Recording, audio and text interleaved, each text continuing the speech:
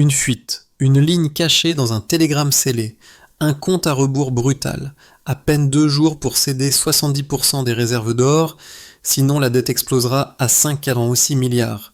La pression imposée est froide, écrasante. Mais à quel prix?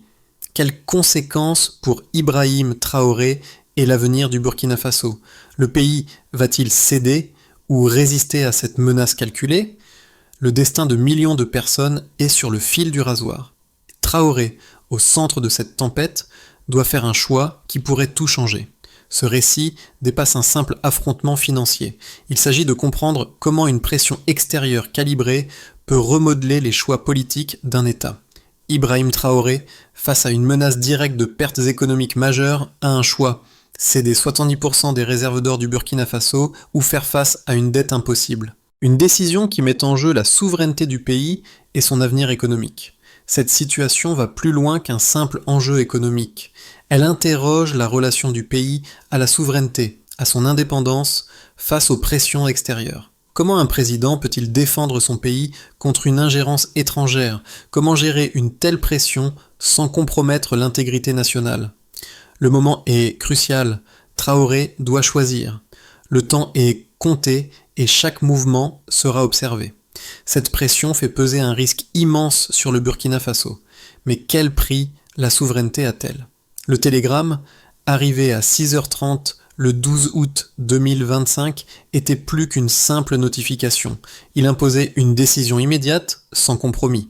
Céder 70% des réserves d'or ou faire face à des sanctions économiques qui bloqueraient les voies essentielles du pays. Ibrahim Traoré comprenait que ce n'était pas qu'une question d'argent. Cela concernait la capacité du Burkina Faso à maintenir son indépendance face aux pressions extérieures. Derrière cet ultimatum, un élément jusqu'alors secret faisait basculer l'enjeu. Un gisement d'or d'une ampleur exceptionnelle, découvert dans les sous-sols du pays. Cette découverte géologique, classifiée et protégée par des cryptages, avait échappé à la surveillance internationale, mais les données satellitaires montraient des signes d'activité étrange. Les puissances étrangères, conscientes de cette richesse sous la terre, mettaient une pression supplémentaire. Traoré, en tant que président, savait que cette pression ne concernait pas seulement le remboursement d'une dette. C'était un jeu de pouvoir. Les ressources naturelles du pays, notamment l'or, étaient désormais l'enjeu. Si la dette n'était pas payée, une partie de la souveraineté nationale serait cédée, non pas seulement financièrement, mais aussi politiquement. Chaque décision, chaque mouvement devait être mesuré, calculé avec précision. Ce mini-révélation sur la découverte minière augmentait les enjeux, modifiant tout le contexte. Ibrahim Traoré devait faire face à une situation complexe, où chaque choix comportait des risques énormes. L'équilibre géopolitique et économique du Burkina Faso dépendait désormais de sa réponse. Ibrahim Traoré se trouvait face à un dilemme de taille. À la tête du Burkina Faso depuis peu, il avait rapidement compris que le pays se trouvait à un carrefour. Le télégramme, avec son ultimatum d'une dureté glaciale, n'était pas simplement une demande financière. Il incarnait un test pour l'intégrité nationale. Les premiers jours qui ont suivi l'arrivée de cette menace ont été déterminants. Le président Traoré savait que la décision prise dans ces moments cruciaux pourrait redéfinir non seulement son mandat, mais aussi l'avenir du Burkina Faso.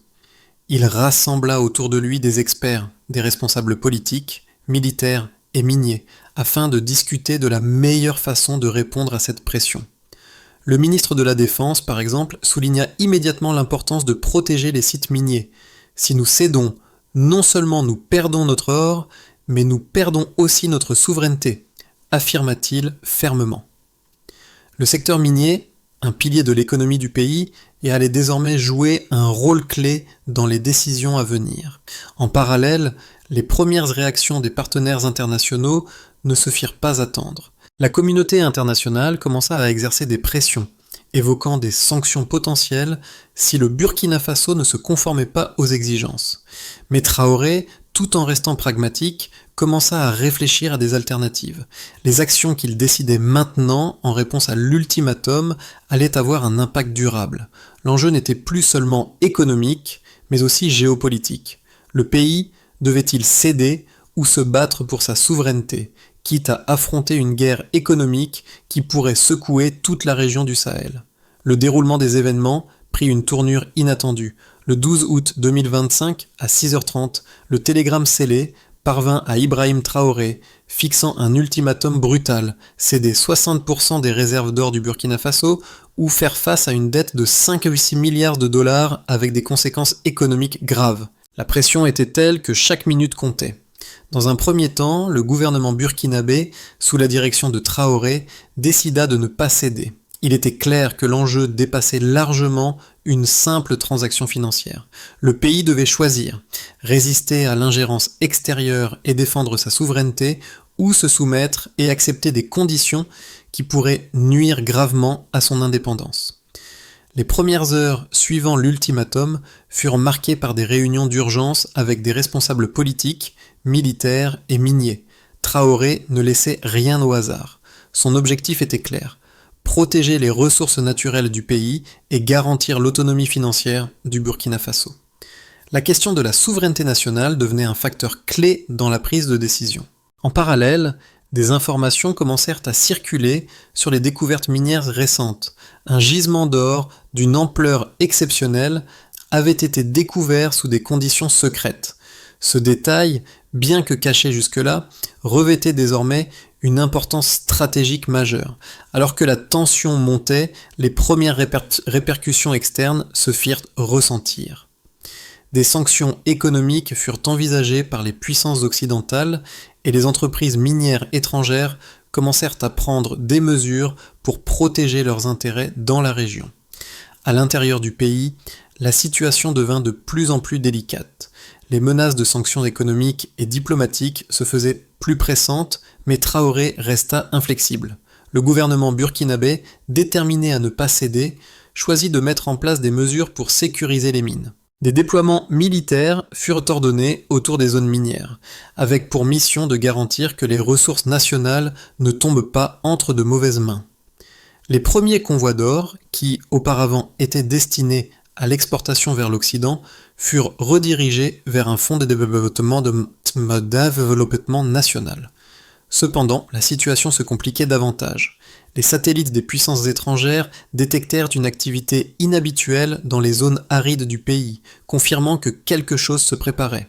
Cette surveillance accrue faisait désormais partie de la réalité quotidienne du Burkina Faso. Une course contre la montre s'engageait et le pays devait se préparer à des répercussions géopolitiques qui risquaient de déstabiliser l'ensemble de la région du Sahel. Les semaines qui suivirent furent marquées par une intensification des échanges diplomatiques entre le Burkina Faso et les autres pays du Sahel. Le Mali, le Niger et la Guinée exprimèrent leur soutien au Burkina Faso, marquant un tournant dans la solidarité régionale face à la pression occidentale. Le rapport de force se modifiait peu à peu et les manœuvres politiques devenaient plus complexes. Mais tout cela restait sous l'œil vigilant des puissances mondiales, prêtes à intervenir si nécessaire. Les chiffres, dans cette crise, ne laissaient aucune place à l'ambiguïté. Le montant de la dette exigée, soit 5,6 milliards de dollars, était clairement défini. Ce chiffre représentait non seulement une contrainte financière immédiate, mais aussi une pression calculée visant à déstabiliser les choix politiques du Burkina Faso. Chaque fraction de ce montant avait une signification. Il s'agissait de la somme nécessaire pour éviter un blocage économique total.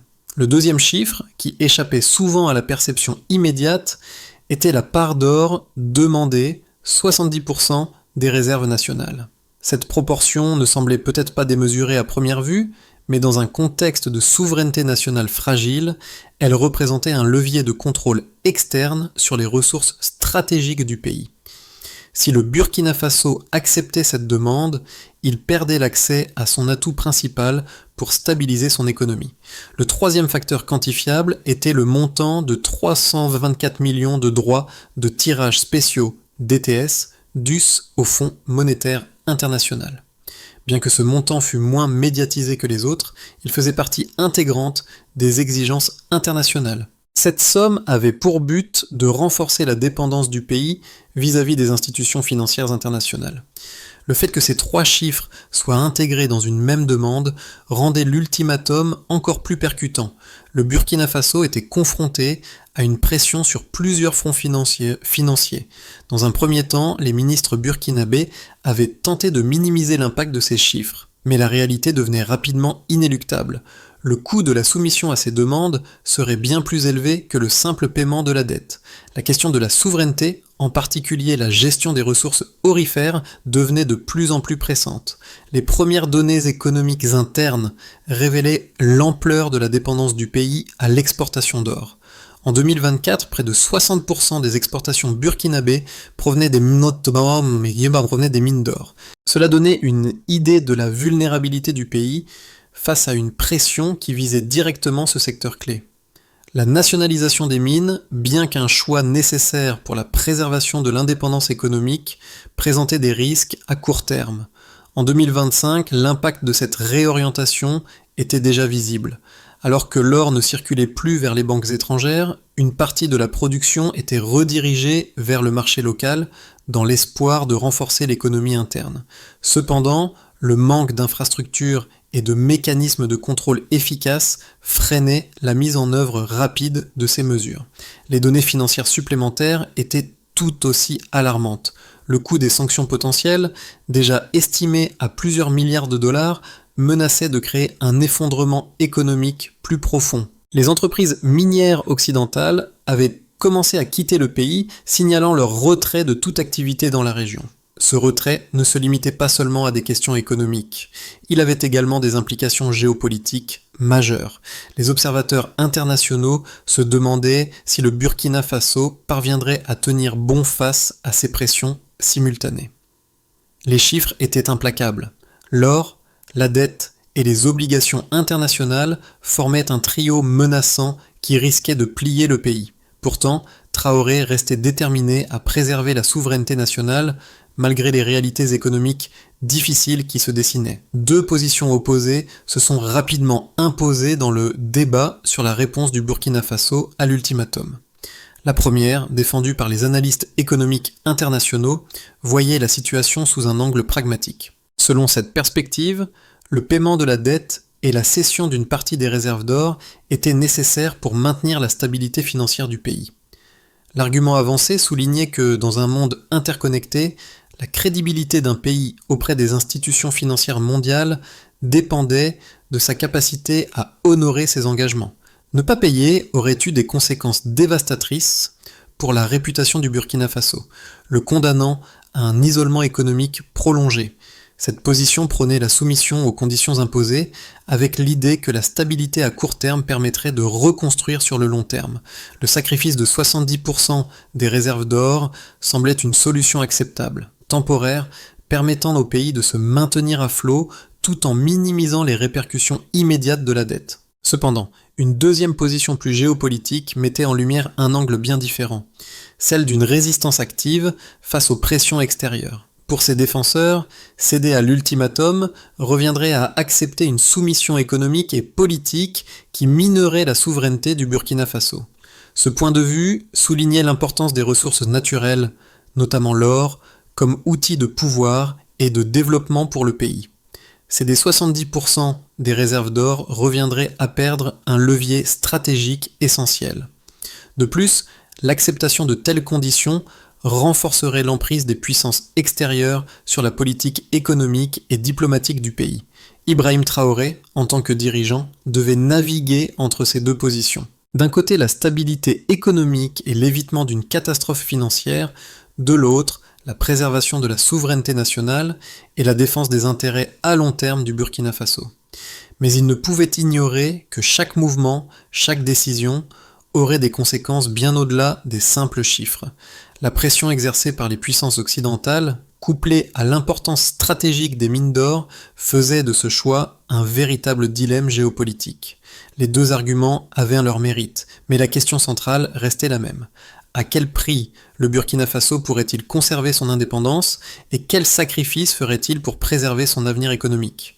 La situation qui semblait figée dans un dilemme économique s'est soudainement transformée en un tournant géopolitique majeur. À un moment donné, alors que la pression internationale atteignait son apogée, une découverte secrète a modifié toute l'équation. La présence confirmée d'un gisement d'or inexploité d'une ampleur inédite. Cette information, longtemps dissimulée, venait de resurgir en pleine crise. L'effet immédiat de cette révélation a été profond. Ce gisement découvert par une mission géologique secrète n'avait pas seulement une valeur économique, mais constituait désormais un levier stratégique. Ce détail, jusque-là ignoré du reste du monde, donnait au Burkina Faso une position plus forte qu'il n'en avait jamais eue. Tandis que l'attention internationale était concentrée sur les aspects financiers de la crise, cette ressource minière inexploitée avait été révélée comme un atout caché, capable de changer le rapport de force. Le calcul interne du gouvernement burkinabé a alors changé. Ce n'était plus uniquement une question de dette et de pression extérieure. La découverte de ce gisement aurifère offrait un point d'appui stratégique. Cela renforçait la détermination de Traoré à refuser toute soumission. Il comprenait désormais que la lutte ne portait pas seulement sur la dette, mais sur le contrôle d'une richesse qui pourrait redéfinir l'avenir du pays. Les conséquences immédiates de l'ultimatum et de la réponse du Burkina Faso ont rapidement dépassé les frontières du pays. Alors que la situation se dégradait sur le plan économique, un phénomène inattendu se produisit. Un alignement régional commença à se dessiner, porté par un soutien croissant des pays voisins.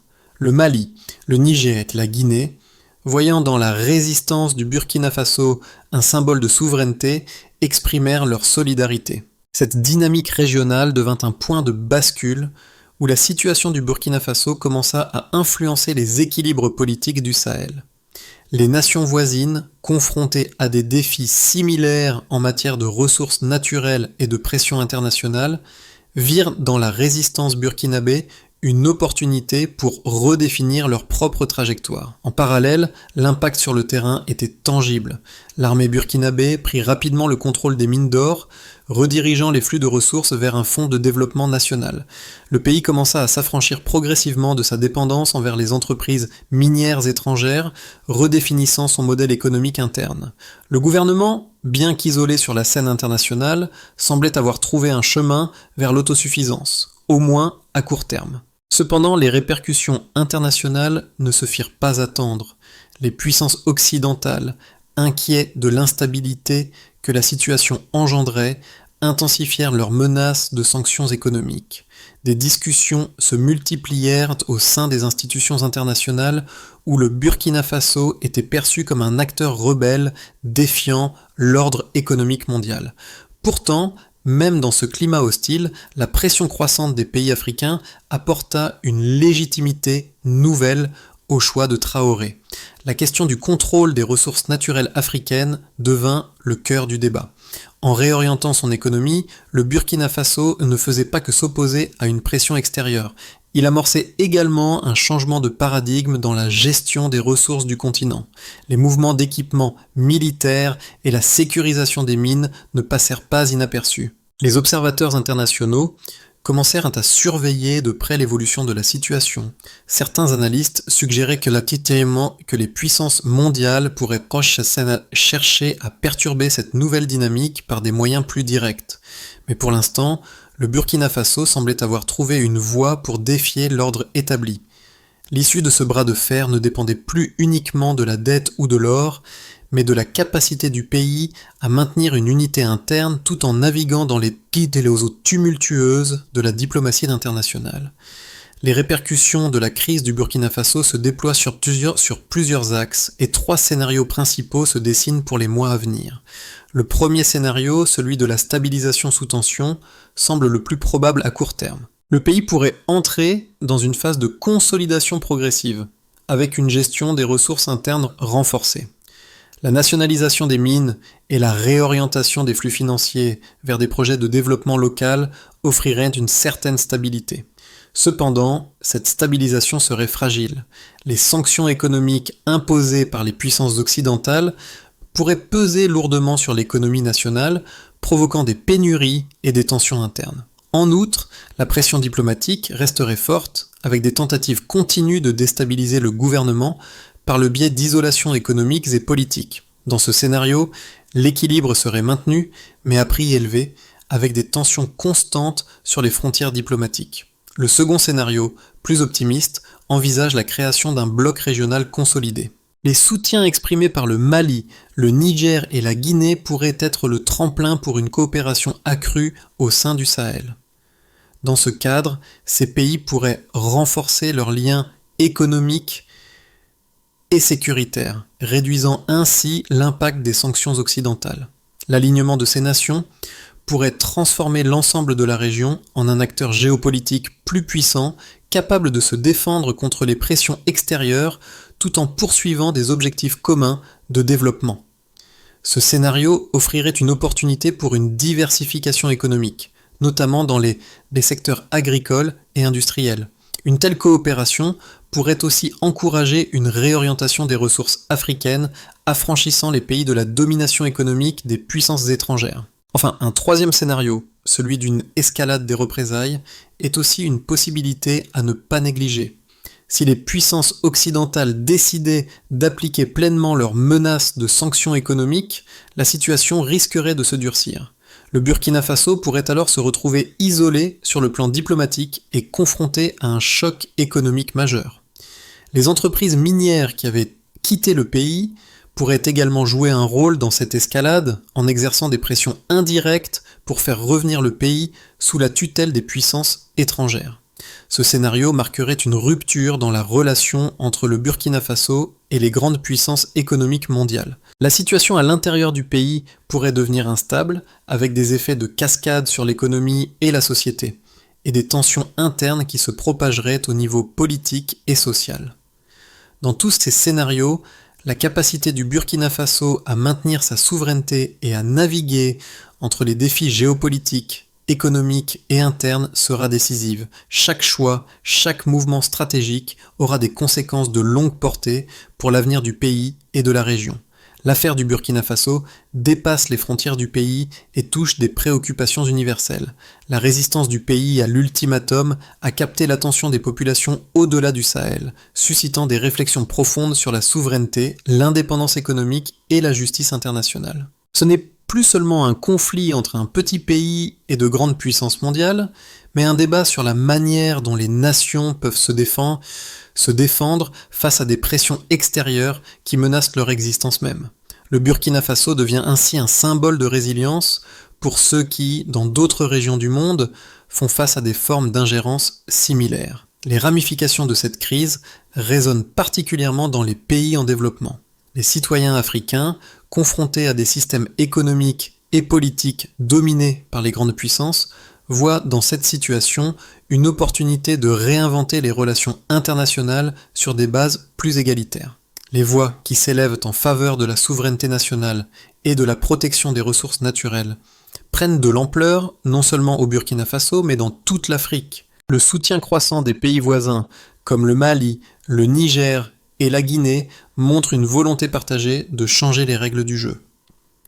Pour le Burkina Faso, la question est donc désormais: comment transformer cette situation de tension en une force collective qui puisse influencer le cours de l'histoire? Pour les populations burkinabées et les citoyens des pays voisins, l'enjeu n'est pas simplement économique, mais symbolique. Il s'agit de montrer au monde qu'il est possible de résister à l'oppression extérieure et de créer un avenir qui reflète les valeurs de dignité et d'autonomie. Cette situation fait appel à chacun de nous. Que signifie réellement la souveraineté pour les nations en développement et comment peuvent-elles se protéger contre les menaces économiques et géopolitiques? L'histoire du Burkina Faso pourrait bien marquer un tournant décisif dans cette quête. Le chemin pour sortir de cette crise imposée au Burkina Faso est semé d'embûches, mais plusieurs pistes s'offrent à lui pour renforcer sa souveraineté et se réorganiser économiquement. La première étape essentielle réside dans la sécurisation des mines d'or et des ressources naturelles du pays. Le gouvernement burkinabé doit mettre en place un mécanisme de contrôle permanent en assurant la protection des zones stratégiques contre les tentatives d'ingérence extérieure. Ce processus devrait inclure l'établissement d'un réseau de surveillance militaire, mais aussi l'amélioration des infrastructures locales pour garantir une gestion transparente et sécurisée des ressources. La deuxième étape serait de structurer un modèle économique plus indépendant, où les revenus issus de l'or seront réorientés vers des secteurs clés du développement national. Il est crucial de diversifier les investissements en faveur de l'agriculture, de l'industrie locale et de l'éducation, afin de réduire la dépendance du pays aux exportations de ressources naturelles. Cette réorientation nécessitera une planification à long terme, soutenue par des politiques publiques de développement durable et d'autosuffisance. La troisième étape consistera à renforcer les alliances régionales, notamment avec les pays du Sahel, afin de créer un bloc solidaire capable de résister aux pressions extérieures. Ce processus impliquera des accords bilatéraux et multilatéraux dans des domaines clés tels que la sécurité, la diplomatie et l'économie. Le soutien de pays comme le Mali, le Niger et la Guinée, déjà manifestés dans cette crise, peut être la base d'une coopération renforcée qui pourra défendre les intérêts communs face aux puissances mondiales. Enfin, une quatrième étape serait de mettre en place une stratégie de communication internationale pour expliquer la position du Burkina Faso et gagner la sympathie des autres pays en développement.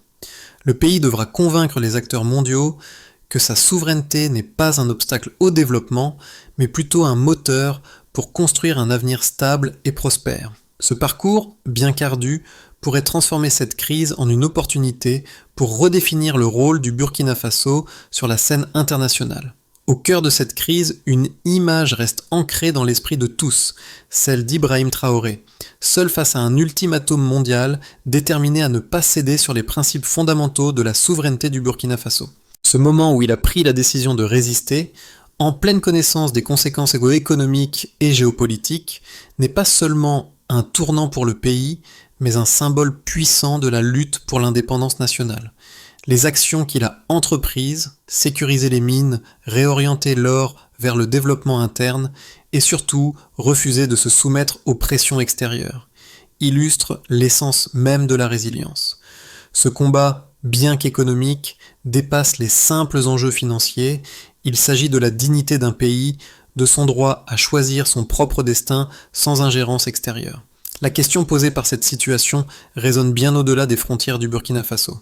Jusqu'où un pays peut-il aller pour préserver son indépendance face aux puissances internationales ? Cette résistance s'inscrit dans une histoire plus large, celle des nations qui, à travers les âges, ont dû lutter pour garder leur souveraineté intacte.